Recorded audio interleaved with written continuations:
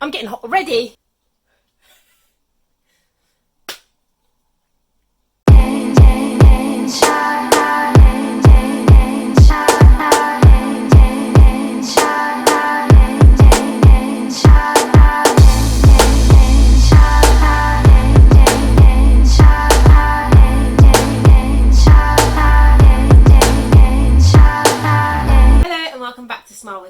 I'm Howard, and today we're going to be talking about toothbrushing. We're mainly going to be focusing about manual toothbrushes this week, and next week we'll be looking at electric toothbrushes. So let's start. I might be looking down a little bit to look at the paper, see all my questions. So why is brushing important? Believe it or not, I get this question a lot, and it's not a dumb question. There are no dumb questions. The reason being is because it's best to know why exactly you're brushing. And yes, it is to remove plaque. So you ask, what is plaque? Plaque is a sticky film. It starts off with a very thin layer and it continues to build up throughout the day. It is made up of lots of different bacteria, additives, food, debris, so many different things, and that just builds up on your teeth. And sometimes you can feel the build up when you just roll your tongue over your teeth. You'll feel something furry on the teeth. That's usually plaque building back up again. Now, the reason we do brush and why brushing is important is to get rid of plaque. However, I use the word rid very loosely because plaque is something that is naturally occurring. The bacteria, there's lots of different types of bacteria in the mouth, and so you can't completely get rid of plaque forever. You can't do that, which is why we brush twice a day, because we're trying to maintain the levels of bacteria in the mouth. Because the bacteria that is in plaque, some of it can cause gum disease and some of it can cause tooth decay, contributes to tooth decay. So the reason why you want to brush is because you want to have a balance of bacteria in the mouth. You don't want to have too much of the bacteria that causes tooth decay, and you don't want to have too much of the bacteria that causes gum disease. Otherwise that will start to cause the health in the mouth to deteriorate. If you are not brushing, let's say, that plaque is going to continue building and building and building, and different types of bacteria are going to keep increasing. So by brushing, you're disrupting that. You're disrupting that and you're giving it a clean slate each time. How often should you brush? You should brush twice a day, although some people do say 3 times a day, which is okay. I sometimes brush 3 times a day. And it's absolutely fine as long as you're not brushing hard or over brushing. I would say anything over 3 times a day would be overdoing it a little bit. I think 3 times should be fine. 2 times is also okay. That's the minimum. And what times of day is the most important to brush? I would say nighttime. In fact, nighttime. Nighttime is the most important time to brush, and the reason being is because throughout the day, that plaque, like I told you, is accumulating and accumulating, and you've been eating throughout the day. All that everything is building up, and when you go to bed, you lose. Your mouth tends to get dry, and the reason why it gets dry is because you kind of lose that salivary production. It doesn't produce as much when you're asleep, because you're not eating while you're sleeping, you're not talking, hopefully. So you lose that cleansing factor of your saliva. Your saliva has lots of amazing properties. It has antibacterial, antibodies, so many different things that help kind of keep the mouth clean. So if you go to bed with a mouth full of plaque and debris and all the food you ate throughout the whole day, then you're putting yourself more at risk, especially because you don't have that cleansing factor from the saliva. So it's best to go to bed with a nice and clean mouth. So nighttime is most important. It's the hardest one as well because people are so tired, can't be asked, but it's important. Try and put it in a position where straight after your last meal, you give it an hour or half an hour, and then you go and brush, and then you know your nighttime brush is done. After that, you should not be eating anything. You can drink water, but that's about it. You should not be eating again. Otherwise, it means you have to brush again. And then I would say the other time you can brush in the morning, but that's usually a social reason why people brush in the morning. A lot of people ask me, should I brush before or after breakfast? My opinion is it doesn't matter. How long should you spend brushing? So when you're brushing, I would say you should spend 2 to 3 minutes. Again, our favorite numbers, 2 and 3. 2 minutes minimum, 3 minutes maximum. Any more than 3 minutes, any more than 3 minutes, okay, maybe 4 minutes. Because some people have a tough job to do, especially if you have braces. It might take you a little bit longer, which is okay. but you don't want to over brush. You shouldn't be brushing for 10-30 minutes, like 10-30 minutes. That's too much. You would have all the biceps and all the, you don't need to do it for 10-30 minutes. Just 2 to 3 should be fine, okay? Just get into a systematic approach. I think it's very important to have a systematic approach when brushing. You should have a timer with you, either a sand timer or play a song that's 2 to 3 minutes, or have a clock. If you say you're going to count in your head and guess how long you're brushing, you will not be brushing for 2 minutes. You may actually be brushing for 45 seconds. So it's very important to have a timer so you know that you're spending adequate amount of time. Don't rush. I know it's very tempting in the morning and whatnot to rush the brushing, but that is a very important part of self-care and looking after yourself. Take that time out. It's just 2 to 3 minutes. You can do it, okay? What is the best manual toothbrush? So I'll just go through briefly what you should be looking for. You should be looking for a toothbrush that has medium or soft bristles. You do not want a hard bristle. The reason being is because if you brush really hard, you can cause, like, I know they tend to sell smokeless toothbrushes and they tend to be very hard. If you brush with toothbrushes like that, long term what's happening is you can cause your enamel to wear away, and we call that abrasion. And that can happen from over brushing or brushing hard. You can also cause trauma to the gums, and that may cause them to recede. That's known as recession.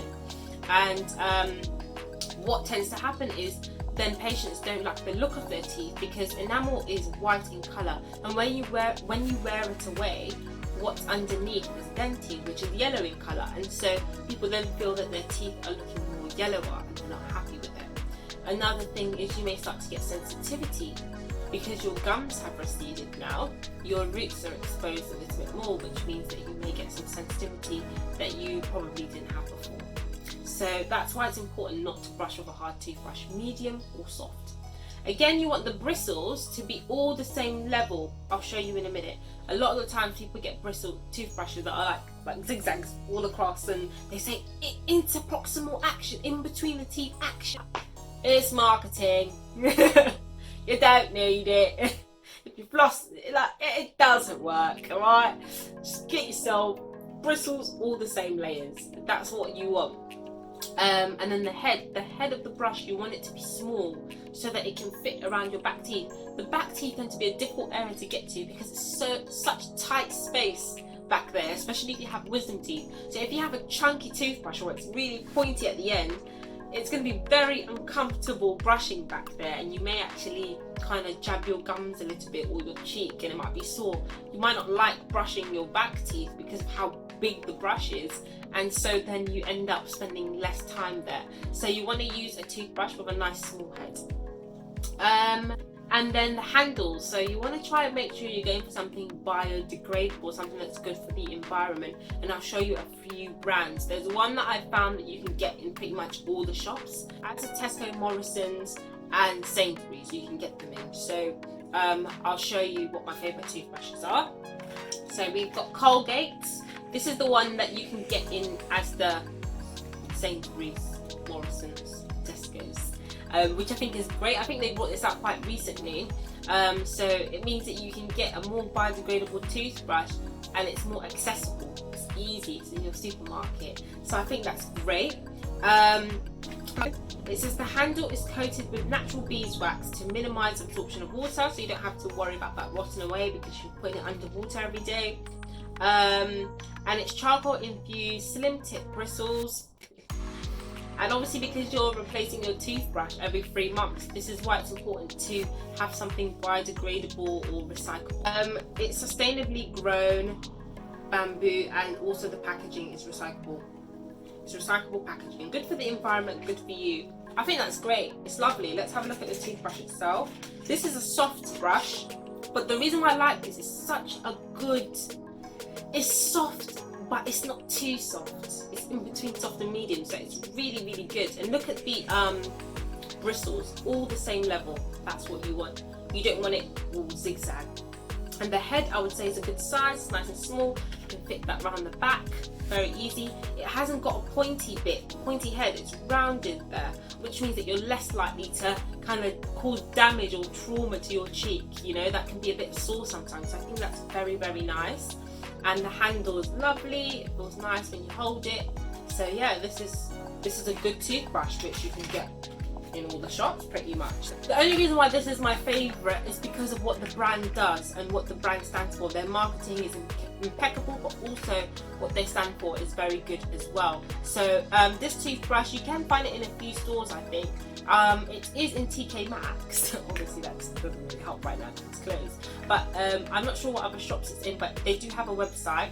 It is also on Amazon, so I'll probably put some links down below. It's called the Humble Co, and this is the Humble brush, and I really like that. So they say on here, did you know that 3.6 billion plastic toothbrushes are produced every year? That's insane. Shockingly, the majority of these will end up in oceans and landfills.